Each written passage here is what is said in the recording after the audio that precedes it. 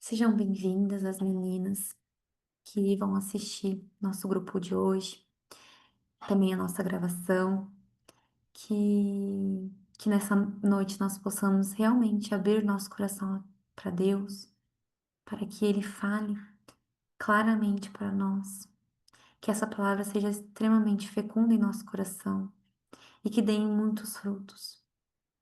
E nós pedimos, Senhor Jesus, que nessa noite de hoje o Senhor possa estar acalmando o nosso coração, trazendo paz, trazendo alegria. Não importa aquilo que foi vivenciado hoje, mas nós queremos louvar, Senhor, a Ti nessa noite. Agradecer por todo o nosso dia, pela nossa família, pelos nossos trabalhos. Nós te louvamos, Senhor, te bendizemos por todos os desafios que foram superados no dia de hoje. Eu sei que nós estamos aqui, Senhor, porque o Senhor nos chama e pela Sua bondade infinita conosco. Sem ti, nós não conseguiríamos, Senhor, estar aqui, nós não conseguiríamos realizar tantos sonhos, realizar tantos desejos, passar por tantas dificuldades, Senhor Jesus. Sem tu, nós não somos nada. Eu sei que tu olhas por cada um de nós. Obrigada, Senhor Jesus, também por mais um grupo, por mais uma oportunidade de estarmos reunidas aqui em teu nome, Senhor. Mesmo com tantos obstáculos que enfrentamos e coisas que nós deixamos para trás para estar aqui contigo, Senhor. Obrigada, Jesus. Obrigada pela tua presença viva em nosso grupo. Tantos milagres que o Senhor derrama sobre nós, através do nosso grupo de oração, tantas vidas que nós salvamos através do nosso grupo, Senhor. Muito obrigada, Senhor. Obrigada, Senhor, pela tua presença viva, por nos amar incondicionalmente. Toda honra e glória, Senhor, a ti. Tu és o Senhor das nossas vidas, das nossas famílias, das nossas decisões, do nosso futuro. E nós proclamamos, Senhor, nós queremos proclamar que o Senhor Jesus é o Senhor das nossas vidas. Te pedimos, Senhor, também que venha até nós nessa noite, derramar o teu Santo Espírito sobre o nosso grupo, sobre todas as participantes que estão aqui, as que não puderam estar, Senhor. Derrama sobre nossa família, sobre o nosso trabalho, sobre os nossos estudos, sobre as mulheres que necessitam tanto das nossas orações. Por todas elas que pediram nossas orações e nossa intercessão no grupo, Senhor, olhe por cada uma delas, por cada oração, por cada pedido, por cada dificuldade de cada uma delas. Vem, Espírito Santo, com teu poder, agir em nossa vida, agir, Senhor Jesus, em cada decisão. Vem, Espírito Santo, sobre as áreas das nossas vidas onde nós não temos controle, onde nós não temos clareza, Senhor, da resolução daquilo que necessita ser feito. Vem, Espírito Santo, trazer luz, trazer paz no nosso coração. O Senhor Jesus é o Senhor das nossas vidas. É Ele quem comanda, é Ele quem conduz. Não é mais ninguém, é o Senhor Jesus. E eu também peço, Senhor, que nessa noite o Senhor possa derramar o Teu Espírito Santo sobre a Andressa, sobre a Catarina, sobre o Jeremias, sobre o Diego, sobre as áreas da vida em que a Andressa mais necessita também nessa noite.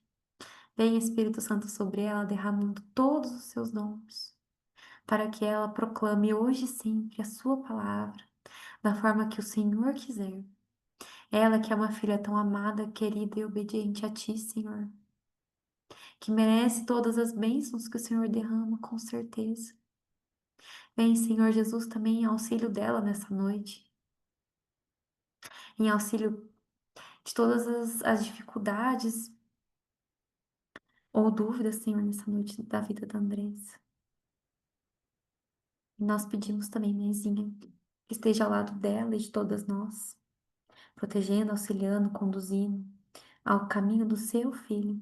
Que a senhora também possa estar cuidando daqueles que ela precisava estar cuidando agora, talvez. Das coisas dela que talvez ela tenha deixado para trás para estar aqui, mãezinha. Que a senhora vá cuidando de tudo isso. Ave Maria, cheia de graça, o Senhor é convosco. Bendita sois vós entre as mulheres, e bendito é o fruto do vosso ventre, Jesus. Santa Maria, Mãe de Deus, rogai por nós, pecadores, agora e na hora da nossa morte. Amém.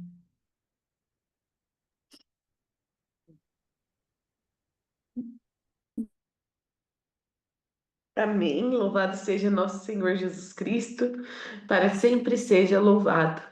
Uma alegria, então, meninas, mas essa noite, né, estarmos reunidas para poder ouvir a palavra de Deus, para poder ouvir a palavra, né, a voz da Santa Igreja, para tantas dúvidas e inquietações do nosso coração e direção para a nossa vida. Meu nome é Andressa Rufino, então hoje eu vou partilhar um pouquinho da palavra com vocês. Tô bem rouca, chupei uma pastilha, fiz banho de vapor, fiz tudo quanto é coisa, mas é o que tem, não melhorou muito. Mas a voz voltou, então dá para dá para pregar, né? Dá para a gente poder partilhar esse tema nessa noite. Sei que a gente já rezou, né? Mas queria convidar você assim, a baixar sua cabeça assim um pouquinho e trazer mesmo no íntimo do teu coração a tua realidade de vida. Não conheço você, não sei se você é uma mulher casada, uma mulher solteira, divorciada, se você é uma celibatária, eu não sei nada sobre você. Não sei do seu namoro, não sei das expectativas que você tem sobre a vida e sobre a forma de viver a vida. Mas quero clamar sobre nós nessa noite, né? A ação, a graça, a luz do Espírito Santo de Deus. Que ele venha mesmo sobre essas realidades que são nossas, tão particulares, tão pessoais, sobre os pensamentos enraizados, sobre a mentalidade distorcida, sobre as idealizações, né? Que o Espírito de Deus venha mesmo nessa hora trazendo para nós a santa paz mesmo da presença dele.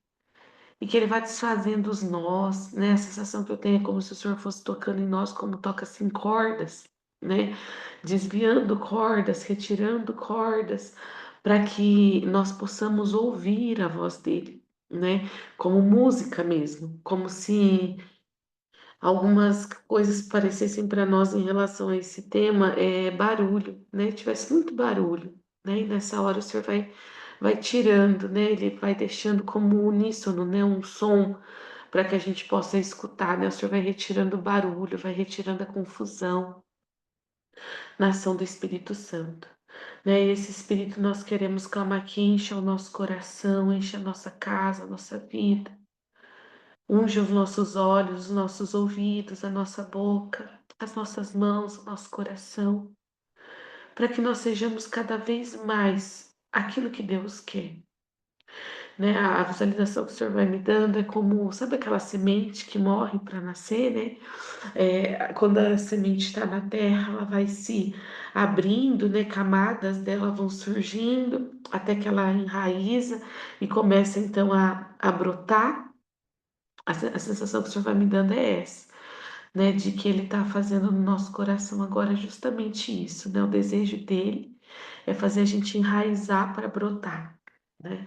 Louvado seja, Senhor, que nós estejamos abertas à ação do Teu Espírito, né? Pedimos à Santa Mãe de Deus mesmo, Maria Santíssima, que nos guarde no seu coração imaculado nessa noite, nos preservando de todos os males e perigos e fazendo o nosso coração estar unido ao coração do seu Filho. Muitas são as vezes que nós não conseguimos unir o nosso coração ao coração de Jesus, mas nós podemos unir o nosso coração ao coração de Nossa Senhora, e ela une o nosso coração ao coração de Jesus, né? Então, que, mãezinha, nós pedimos, une o nosso coração ao coração de Jesus. Une a nossa mente, a mente de Jesus, os nossos ouvidos, todo o nosso ser. Desejamos estar presentes, né, nesse grupo de oração de hoje. Ave Maria, cheia de graça, o Senhor é convosco. Bendita sois vós entre as mulheres, e bendito é o fruto do vosso ventre, Jesus. Santa Maria, Mãe de Deus, rogai por nós, pecadores, agora e na hora de nossa morte. Amém, amém, amém.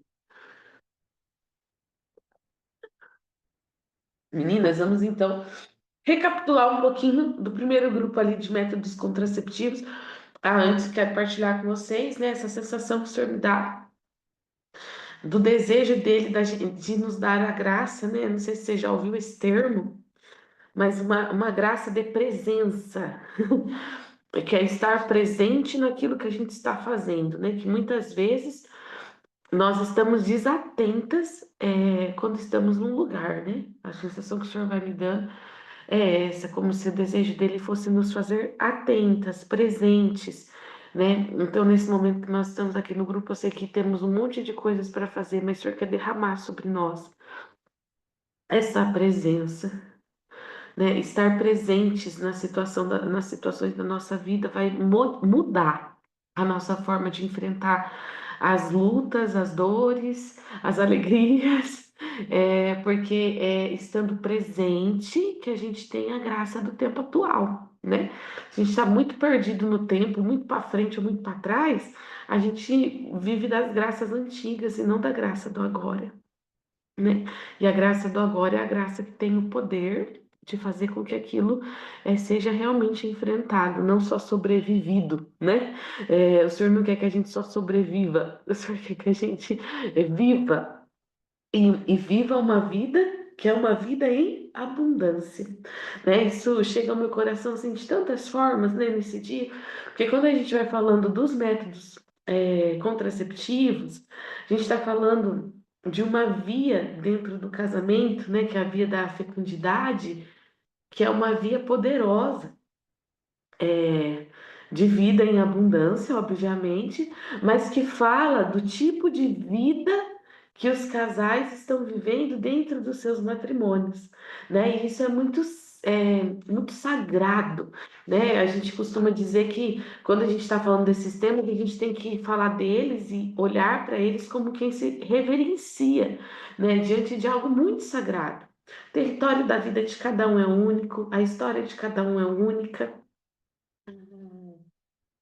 A forma, né, dos casais viverem é única, mas a palavra de Deus é uma só, né?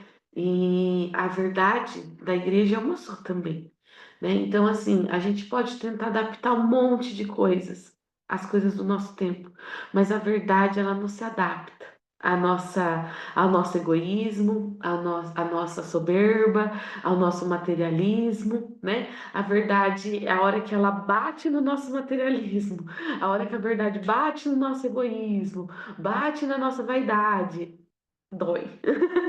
E mais que dói, revela que ali existe vaidade, egoísmo, soberba, materialismo, grandeza interior, tantos limites que a gente tem e que Deus nos convida, como aquela plantinha que ele mostrava ali na oração, a enraizar e crescer.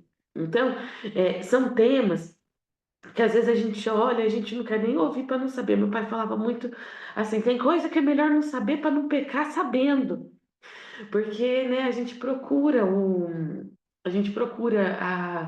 uma espécie de inocência diante dos assuntos para que a gente não esteja pecando, né? Então, se eu não souber, eu não vou estar pecando, né?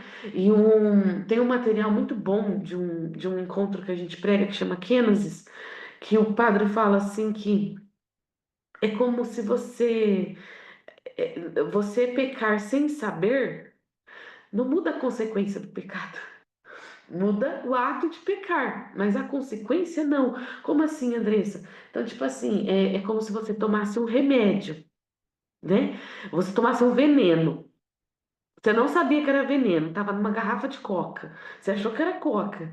Você tomou, mas o veneno mata. Muda a consequência de que você está envenenado? Que é a morte, ali no caso, né, do veneno? Não, muda o quê?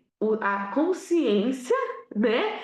O ato consciente de se envenenar. Você não quis se envenenar, mas você está envenenado. Assim também é com o pecado na nossa vida, né? A gente, mesmo inconsciente, mesmo que a gente não soubesse, às vezes a gente toma atitudes e erra, né? Mas a gente vive as consequências do pecado na nossa vida, a gente sente, né? E da mesma forma que os assuntos batem na gente, revela nosso egoísmo, revela a soberba, revela tantas fragilidades que a gente tem, quando bate no pecado, mesmo quando a gente era inconsciente, quando bate nessas consequências, a gente sabe que a gente se sente afastado de Deus, que a gente sente que não consegue rezar direito, que a gente sente que todas as graças não estão recaindo sobre nós como poderiam, né? Por quê? Porque a graça de Deus não recai sobre nós. Ó, tem até uma frase de São Tomás de Aquino que fala assim, né? Que mesmo havendo uma quantidade infinita de graça nos sacramentos, né? Isso não significa que todas as pessoas recebam uma quantidade infinita de graça. Por quê? Porque a quantidade de graça que a gente recebe depende da nossa preparação, da disposição, da atenção e da ação de graças com que a gente se aproxima do sacramento, né? Então, dentro do matrimônio, como a gente falava na semana retrasada, muitas pessoas não experimentam tudo que o sacramento poderia ser, porque não vivem a preparação, não vivem a disposição, não vivem a entrega, não vivem a ação de graças que o sacramento exige. Assim como quando vamos comungar, né, que vamos receber o Senhor sem estar preparados, sem estar dispostos, arrependidos pelos nossos pecados, né, sem ter vivido um bom ato penitencial, feito uma boa confissão, a gente não experimenta toda a quantidade de graças que Deus tem. E a gente vive uma vida amputada, né? E o nosso coração sabe disso. O nosso coração sabe quando a gente não tá 100%. O nosso coração sabe, né? E uma das coisas que o Senhor colocava no meu coração para a gente falar nessa noite, além disso, era da questão que, quando se fala, né, métodos aprovados pela igreja, controle de natalidade que a igreja aprova, várias questões assim, tem-se em vista uma religiosidade, né, como se a religião fosse uma parte da nossa vida que a gente carrega para cumprir um preceito, para cumprir uma obrigação, para não ser um pagão, né? E o senhor falava claramente assim no meu coração é que não é sobre não ser um pagão, é sobre o encontro verdadeiro com o nosso Senhor Jesus, né? Que faz com que a gente queira essa vida. A gente queira a verdade, a gente queira colocar no nosso corpo os sofrimentos do Cristo, a gente queira aceitar no nosso corpo e na nossa vida as graças que o Senhor tem, a bondade, a alegria, o amor, mas também as inúmeras questões que são de sofrimento que vêm com o Cristo. Porque o Cristo não é só o Cristo glorioso ressuscitado, ele é o Cristo machucado, ferido, crucificado, julgado, condenado, não aprovado, né, pelo povo, o frustrante do povo, né, que esperava um rei glorioso, e nos veio um Senhor que se faz pequeno. Então, para nós a religião não são um conjunto de ações, mas é uma pessoa com que a gente se encontrou, né? Nós somos católicos, né? Cristãos católicos. É por Cristo, no amor de Cristo, é o Cristo enraizado na vida da nossa família, é o Cristo centralizado na vida e no nosso coração. É o Senhor Jesus centralizado mesmo na nossa casa. Então, enquanto o nosso coração não está nesse caminho, enquanto para nós a religião é um conjunto de regras, de normas, que eu concordo ou não concordo, o nosso coração ainda não está no lugar certo.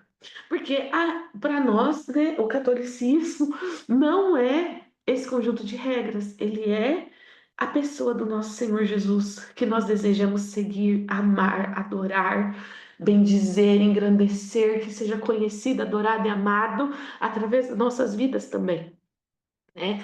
Então, não considere, né, esse grupo de hoje como um grupo legalista, né, que queira amputar você e as escolhas que você fez. Não é sobre isso, né? O nosso olhar precisa estar além, né? Nosso olhar precisa estar para a forma como a gente vive, para aquilo que a gente assume para nossas casas e aquilo que a gente quer realmente viver. Aqueles que desejam realmente viver o sacramento do matrimônio como um sacramento precisam estar atentos a isso, como a gente falou no primeiro grupo, né? As promessas que fizemos no altar, que carregamos sobre o ombro dia após dia, com a graça e ajuda de Deus, com a graça sobrenatural que Deus concede aos esposos, para que eles possam suportar os desafios do matrimônio, de tornar-se uma só carne, de ter os mesmos pensamentos, o mesmo entendimento, o mesmo sentimento, o mesmo coração, a mesma carne, o mesmo tudo, né? E isso é muito profundo, né? Então, nesse mês nós vamos estar trabalhando alguns temas soltos, né? Mas que vão falando da beleza, da profundidade do sacramento do matrimônio, que é muito rico, né? Então, dada as devidas introduções, as devidas observações, vamos falar então sobre os métodos contraceptivos, né? É, que na semana passada nós falamos dos métodos naturais, né, que estão disponíveis, falamos um pouco da paternidade e maternidade responsável, da Humana-Ebiter, quando o casal, quando não é imoral, né, que o casal espaça as gestações, quando é possível, né? Que para os casais que necessitam espaçar as gestações é, na verdade, para eles um tempo de cruz, um tempo de dor, que eles gostariam de aceitar os filhos e não podem por razões graves, né?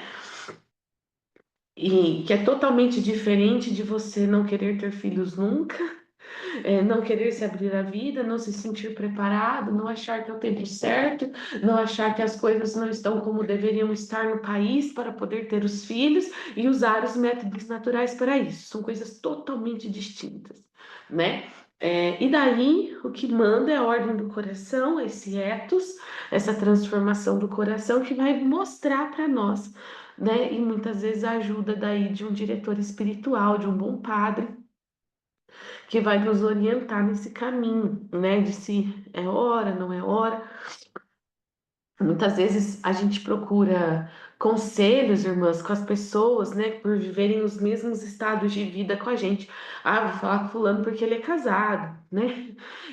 Por que que o padre tem um entendimento sobre o matrimônio se o padre não é casado, né? O que a gente precisa entender é que o padre não tem entendimento sobre o matrimônio e a vida matrimonial, ele tem entendimento sobre a doutrina matrimonial, né? E ele vai nos ajudar dentro da doutrina católica a tomar ali decisões que sejam coerentes com o nosso momento de vida, com o momento do coração dos esposos, né? Que tudo isso faz muita diferença, até mesmo o momento de conversão, né, dos esposos, porque às vezes os esposos não estão no mesmo momento espiritual, vamos colocar assim, e às vezes um filho nesse momento não seria o melhor para o casamento, né? E tudo isso a gente precisa de ajuda para enxergar, né? Porque a gente às vezes nossa, sei tantas histórias, né? Dessas questões assim de querer engravidar a qualquer custo, né? E de querer fazer com que o homem te engravide, você fala que está tomando remédio, você fala que está fazendo o método e que para poder engravidar e na verdade não está fazendo nada porque você quer. Falo você porque é mulher, né? As histórias que eu sei muito é de mulher que quer engravidar e daí engana o marido. E daí isso não é um ato lícito, né? Esse engano, né? Então, tantas questões profundas que tem para se discutir desse assunto, né? Homens que fazem vasectomia escondido da mulher, né? E questões que entram muito na raiz de fidelidade, né? Porque o ato de enganar fere a fidelidade, né? E a fidelidade não é só ali a fidelidade dos corpos, né? Mas dessa profundidade da vida matrimonial. É, então, de ter esse território seguro onde a gente pode conversar, discernir, entender esse momento do nosso casamento, né? É, não em troca, não Não por eu querer a todo custo ter uma família numerosa, não eu querer em todo custo engravidar logo porque fulano engravidou, não eu querer engravidar porque já faz 3 anos que a gente se casou ou porque a gente está no momento financeiro melhor ou pior e blá blá blá blá blá blá, né? Mas essa questão que é o envolvimento mesmo do homem e da mulher, a união deles e que os filhos sejam um transbordamento desse amor, não uma risca no checklist, né? Então, tudo é muito profundo. E daí, quando a gente fala dos métodos contraceptivos, nós estamos falando, então, dos métodos que infertilizam é, de forma. Já escrevi lá na legenda do grupo. De forma definitiva, né? Esterilizam, né? De forma que é definitiva, e os métodos contraceptivos diferentes, né? Que seriam a pílula, a camisinha e até mesmo o coito interrompido, que é uma prática bem comum entre os casais, né? E daí os métodos de esterilização definitiva, que seriam ali a vasectomia e a ligação das trompas, né? A laqueadura. Em que momento? Quando utilizada laqueadura e vasectomia para realmente infertilizar, para que não seja mais com o único objetivo de que não se tenha mais filhos. Porque às vezes vai acontecer de algumas pessoas ao longo da vida, por motivos de saúde, de doença, precisarem passar por cirurgias que têm como consequência a esterilização, né? Às vezes um câncer, um problema num câncer de testículo que precisa retirar o testículo, um câncer de útero que precisa retirar o útero, né? Então, isso ou que uma cirurgia, né? Às vezes a pessoa teve gravidezes tubárias e precisou retirar as trompas, ou algum problema nas trompas e precisou retirar essas trompas, isso esteriliza também, né? Mas não quando a gente fala de vasectomia e laqueadura, nós estamos falando do objetivo ser principalmente não ter mais filhos e não por uma esterilização que acontece em decorrência de uma outra questão, entende? Às vezes pode acontecer, né? De você por ter passado por uma situação na sua vida que você ficou estéril, né? Ou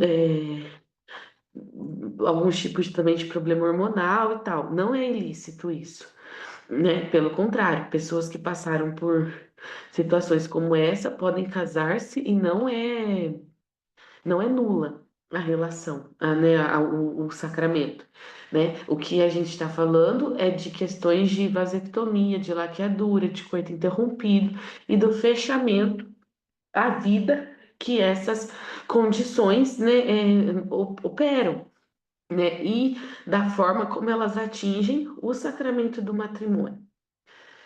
Que a igreja vai falar então, né? Para quem já fez sem saber que era, né? E tal.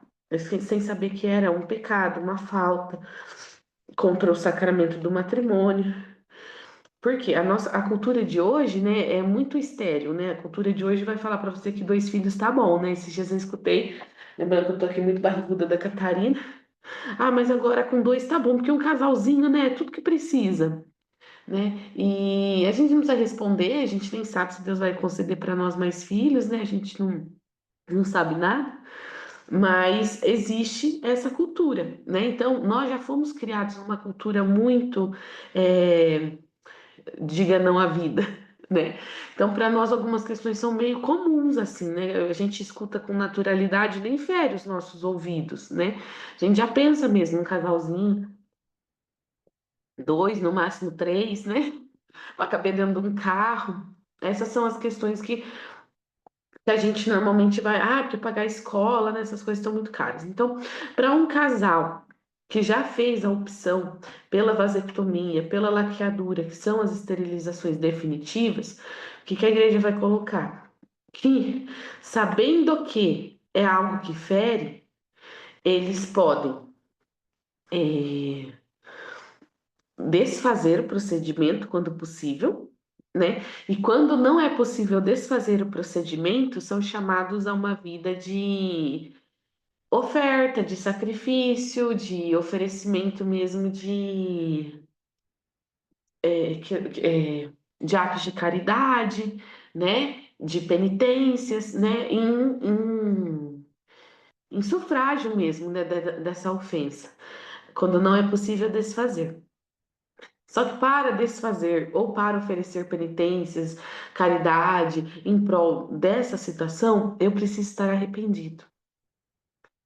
Então, não é pelo legalismo, entende? Não é pelo conjunto de normas, é pelo encontro pessoal com Jesus, que olha para mim e me mostra que essa foi uma decisão que corrompeu uma parte, né, do meu casamento, que pode ser que eu não esteja vivendo as graças do casamento por conta desse ato, né? Então eu me arrependo.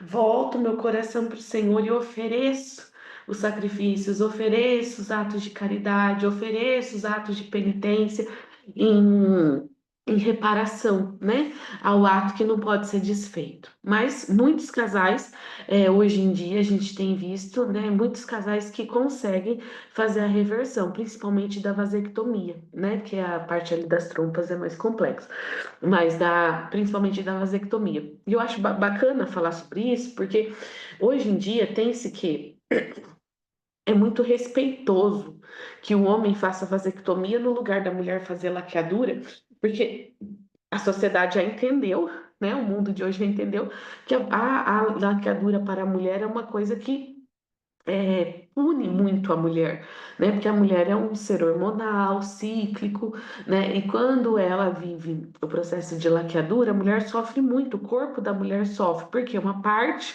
do corpo dela não pode mais viver os ciclos, né? Assim, dessa forma. Né? Ela não pode mais, e isso fere muito a mulher. Então, hoje tem-se essa conversa, né, que eu já escutei bastante, de que a vasectomia é muito respeitosa para a mulher, que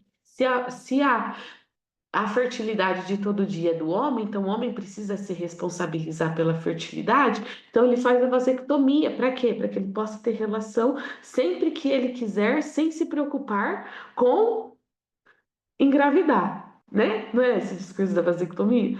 Só que, irmãs, olha que coisa louca. Se a gente pegar lá o grupo que a Stephanie montou, né, que ela pregou e ela falou de castidade no matrimônio, isso fere totalmente a castidade no matrimônio. Por quê? É, olhe bem, se um homem pode, por causa da vasectomia, ter relações a hora que ele quiser, sem se preocupar em engravidar, quer dizer que seria lícito e essa mulher, esposa, precisaria aceitar a relação em todos os momentos que aquele homem quiser, porque agora ele não está mais preocupado com com a gravidez? Não!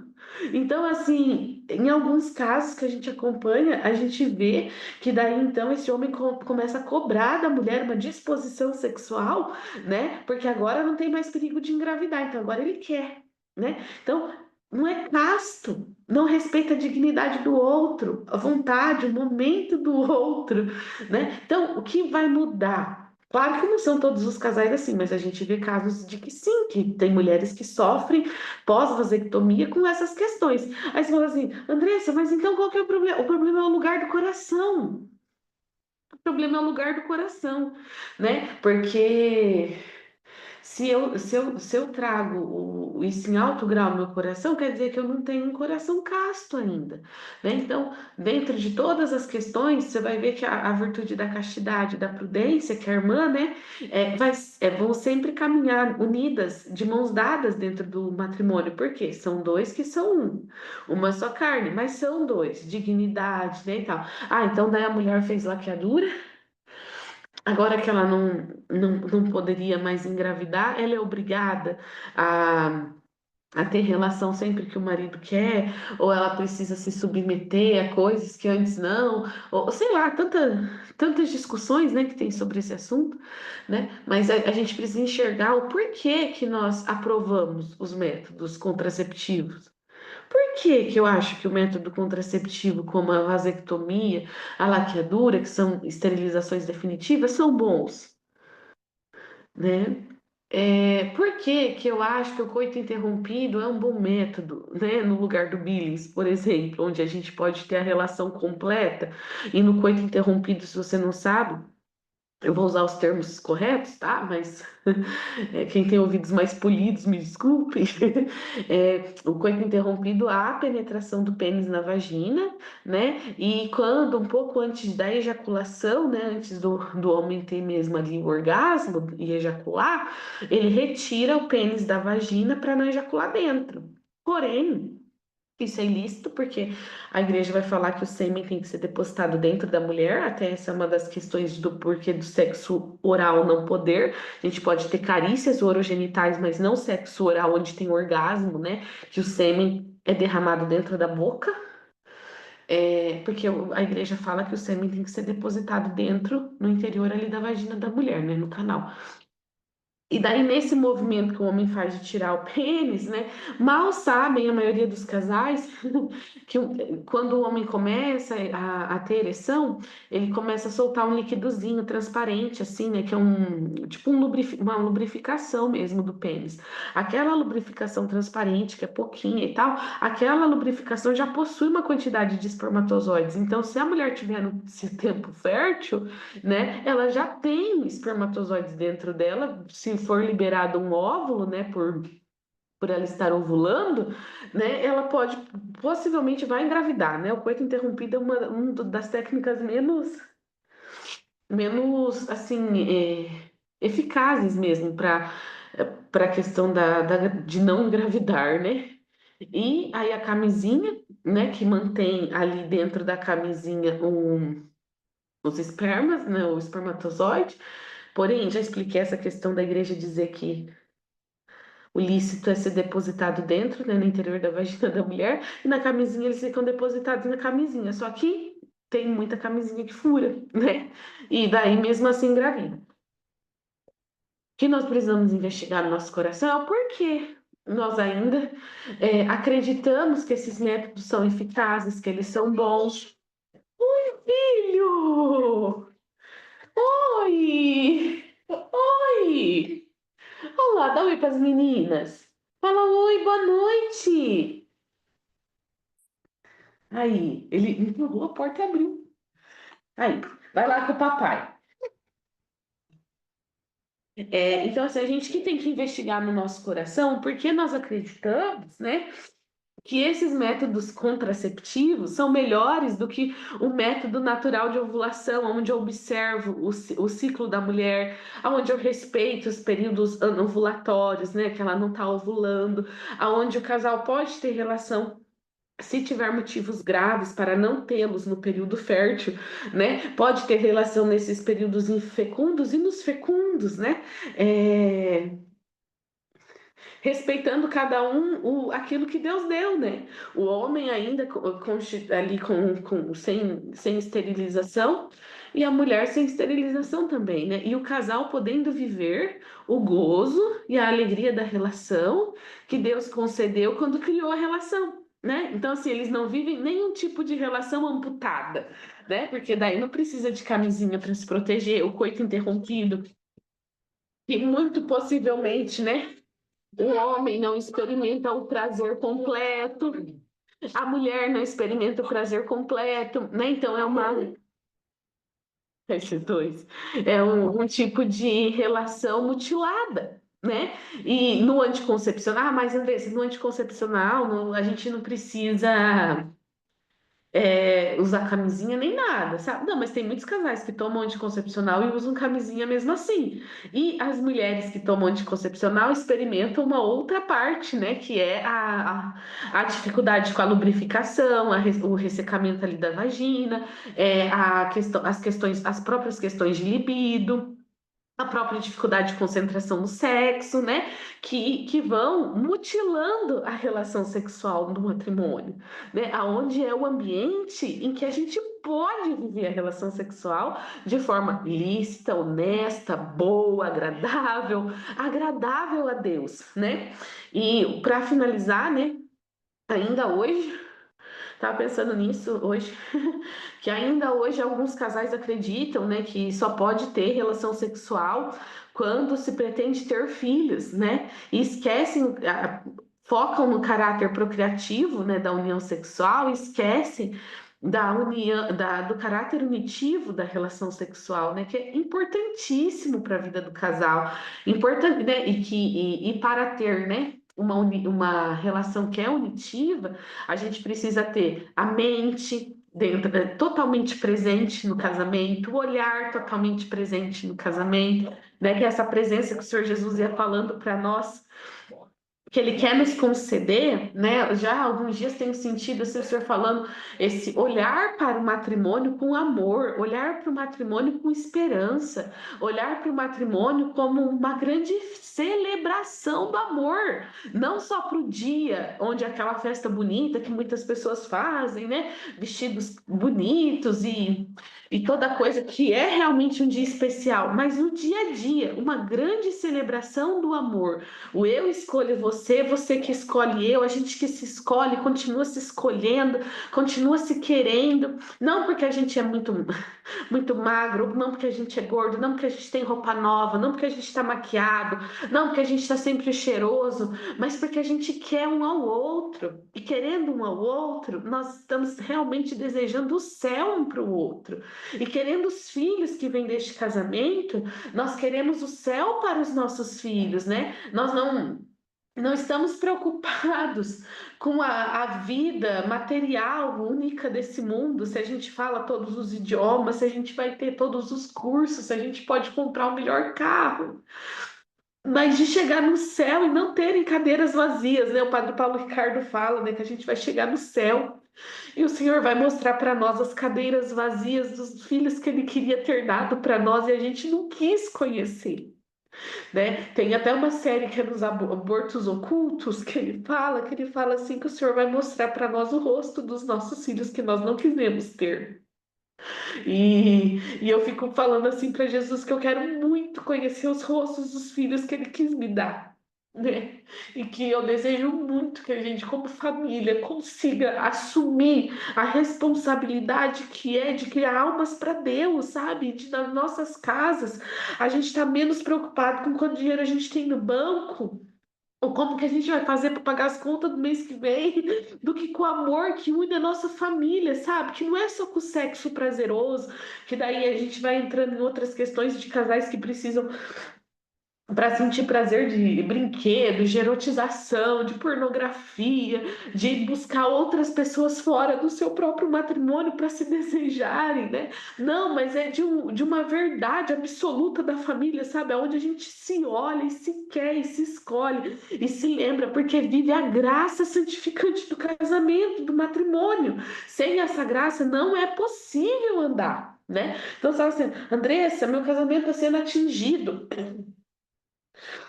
por tantas questões externas, né? A gente está sendo tentado na nossa fidelidade, a gente está sendo tentado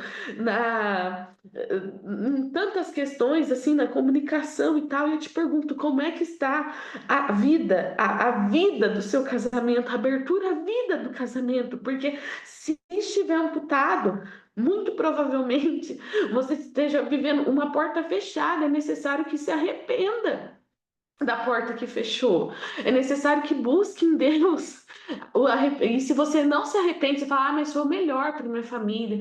Tudo bem, eu acredito em você, eu nunca vou julgar você. Só você conhece a sua realidade, só você conhece os caminhos que você trilhou. Mas peça ao Senhor a graça de se arrepender. Vá pedindo ao Senhor que Ele te mostre as brechas, né, que se abrem através dessa decisão do seu matrimônio. Porque o que Deus quer é que você tenha um matrimônio que é uma celebração do amor. E não é um dia ou outro. Não, é enfrentar os desafios, as lutas, os sofrimentos juntos e unidos. Se vocês se afastam, é porque tem outras coisas afastando, sabe? Normalmente começa dali, da forma como a gente vê a recepção dos filhos. A forma como a gente recebe molda muito do nosso matrimônio. E as pessoas às vezes se perguntam: ah, mas por quê? Porque os filhos são a parte fundamental, importante, né? São recebê-los que faz parte da promessa. Não é ter outro carro, mais trabalho, não, é ficar junto na saúde, na doença, na alegria, na riqueza, em todos os momentos, e receber os filhos que Deus quiser dar e os filhos que Deus não quiser dar. Conviver com a ausência dos filhos que Deus não deu. Unidos de coração, corpo, alma, se entregando um ao outro, não só pensando que, para que eu vou me unir com ele porque eu não posso ter filho? Não, porque é uma união maior. Encontrando nisso a vontade de Deus para você e sua família, né? Se for inspirar no seu coração o ato de caridade que é a adoção, amém, louvado seja Deus, né? Mas se ele também não inspirar, também não é um problema para sua família, porque o seu casamento não é menor porque vocês não têm filhos, mas o casamento de quem pode ter filhos e não os tem é menor por causa dos filhos, por causa da forma como eu me fecho. O que importa é o quanto a gente se abre. Tudo na dinâmica de Deus é assim, né? O que importa é o quanto eu me entrego. O que importa, o quanto eu me abro, o quanto eu me prostro na presença do meu Deus, o quanto eu confio em Deus. Não é o quanto eu não tenho, não é o quanto eu não sei, não é o quanto eu não consigo, mas o quanto Ele pode. E o quanto eu me entrego para que Ele faça, né? Isso que vale, isso que é o fundamental, essa é a pedagogia do nosso Senhor Jesus. E por isso que faz tanta diferença a gente ter se encontrado com essa pessoa que é Deus, que é Jesus, o nosso Salvador, o nosso libertador, o nosso redentor, o nosso maravilhoso, incomparável, cheio de glória, Senhor de todas as coisas, princípio e fim de todas as coisas, né? Se a gente quiser saber se na nossa vida as coisas estão no caminho, a gente precisa saber, Jesus está no princípio e no fim, sem hipocrisia barata, sem imagenzinha colada, sem bobagens para afetar a nossa fé, mas no teu coração. Jesus pode estar na sala da tua casa sentado com você hoje. No teu coração, Jesus pode se apresentar agora na sala da janta da tua casa, que você vai poder dizer para ele que está tudo em ordem, de acordo com aquilo que ele fala. Não é sobre a roupa no lugar, não é sobre a roupa no varal, não é sobre a louça lavada, não é sobre a roupa que você tem para usar, mas é aquilo que se apresenta na mesa de Jesus. O que que você põe lá? O que que você está colocando lá no banquete? Qual que é a tua oferta? Senhor, eu não tenho nada, mas a minha esperança está em Ti. Senhor, eu não sei nada, mas a minha confiança está em Ti. Senhor, eu e o fulano, a gente se entrega à Tua vontade. Se for da Tua vontade, mais filhos, estamos aqui. Se não for da Tua vontade, mais filhos, estamos aqui. Ajuda-nos a receber bem a Tua vontade na nossa casa. Será que é isso que a gente está colocando no banquete do Cordeiro? Porque Jesus se colocou inteiro ali.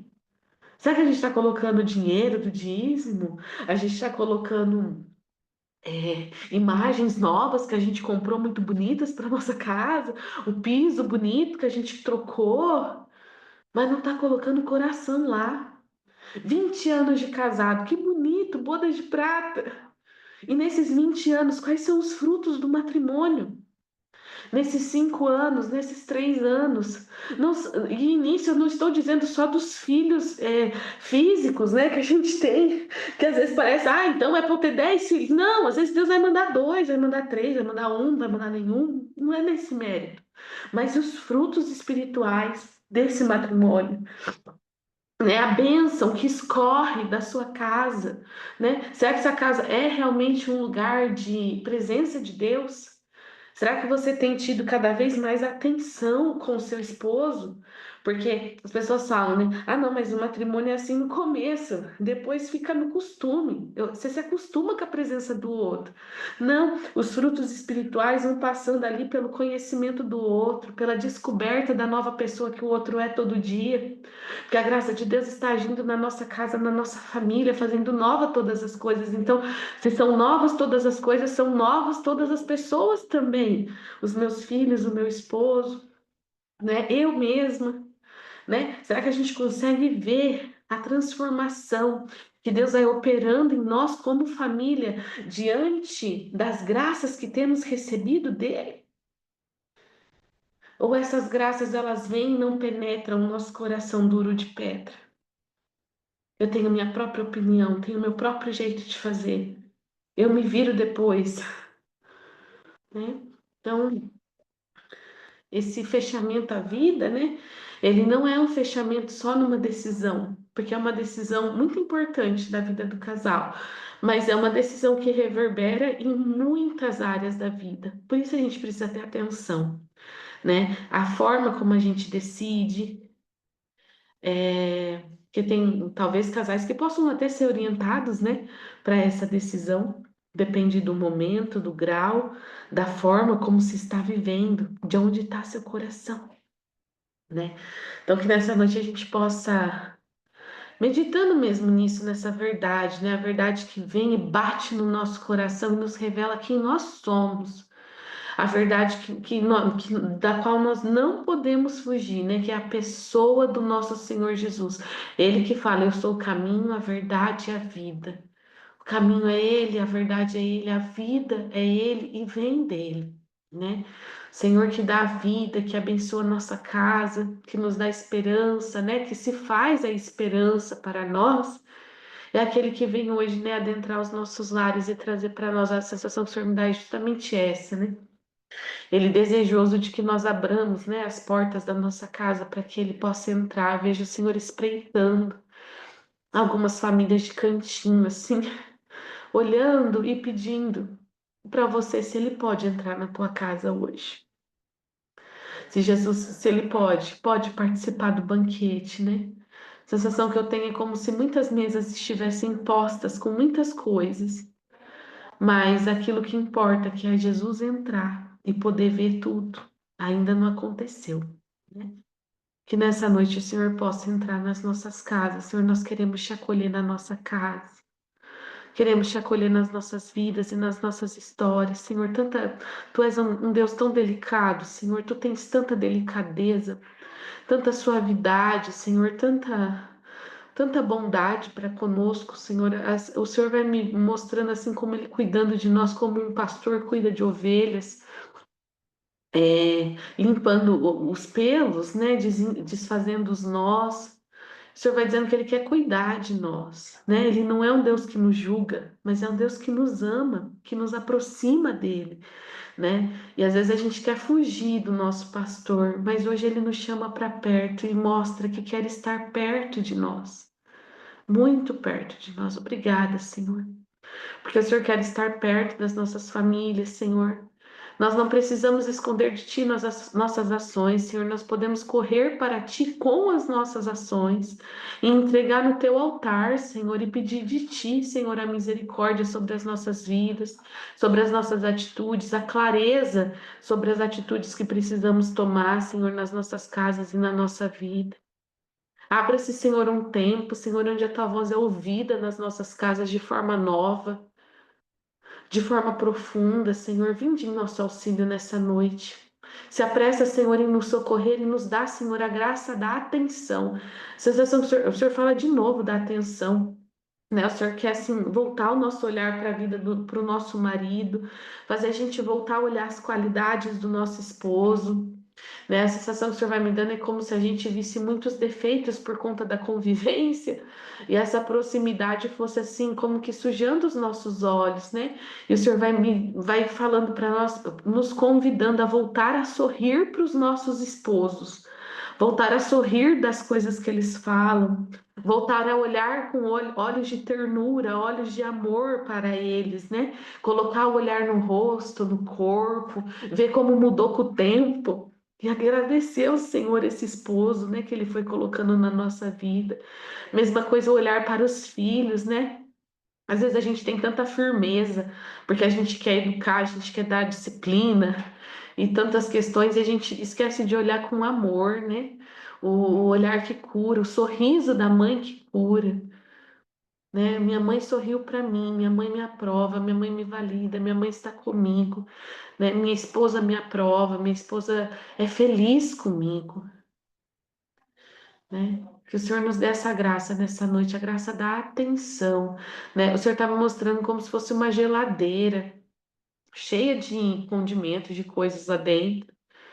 E com a mesma atenção que a gente olha, olha só que coisa, né? Que a gente olha as verduras, os legumes para jogar fora, a sensação que o Senhor me dá é que Ele quer que a gente olhe para a realidade das nossas casas, né? Para o nosso esposo, para os nossos filhos, como quem investiga um alimento, né? Que está ali na geladeira, como se tivessem sido esquecido há tempo na geladeira as coisas, que na verdade é o nosso esposo, né? E hoje o Senhor quer que a gente olhe com essa atenção, né? Com a atenção de que do trabalho, da dignidade, da firmeza, né? Recuperar o olhar de qualidade, de virtude, né? De cada um. Obrigada, Senhor. Obrigada, Senhor, porque o Senhor está pegando nas nossas mãos, Senhor, e nos levando nessa geladeira das coisinhas que a gente foi deixando lá, deixando para limpar depois. E o Senhor quer nos ajudar, o Senhor mesmo, Senhor, a organizar a geladeira da nossa casa, da nossa vida. Seja bendito o teu nome, adorada a tua presença, Senhor. Te agradecemos infinitamente, Senhor, porque as graças que o Senhor derrama nessa hora, nós não podemos contá-las, mas nós pedimos, usa dos nossos anjos da guarda e dos anjos da guarda da nossa família, para que elas sejam entregues a nós e aos nossos.